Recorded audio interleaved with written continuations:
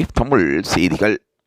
இந்த வாரம் திவினஸ் பாட ஆரம்பித்ததும் அங்கு நடைபெற்ற நாடகத்தில் திவினஸின் குரலை கேட்டு அந்த சிறு பிள்ளை தனது அழுகையை விட்டு திவினஸின் பாடலை கேட்கும் ஒரு நாடகம் ஒன்று அங்கு அரங்கேற்றப்பட்டிருந்தது. அந்த பிள்ளையை சுற்றியிருந்த அந்த சிறுவர்கள் திவினஸ் பாடப்போகின்றார், நேரம் 7 மணி ஆகிவிட்டது என்று அவர்கள் ஓடிச் சென்று திவினஸின் குரலால் அந்த பாடலை கேட்கின்றார்கள். கிராமத்து பாடலிலும் எஸ்பி பாலசுப்ரமணியம், டிஎம்எஸ் யாராக எம்எஸ்பி போன்றவர்களின் பாடல்களை பாடுவதில் அவரே ஈடாக இருக்கின்றார்.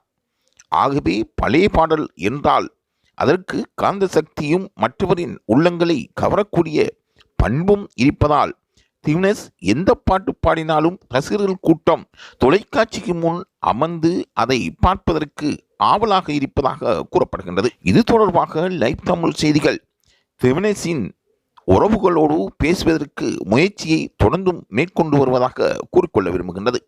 ஆகவே சரிகமபா நிகழ்ச்சிக்கு திவினஸ் கிடைத்த ஒரு பெருமை என்று கூற வேண்டும். தொடர்ந்தும் திவினஸ் எவ்வாறான பாடல்களை ரசிகர்களுக்கு வழங்கப் போகின்றார் என்று லைவ் தமிழ் செய்திகள் அவதானித்துக் கொண்டிருக்கின்றன.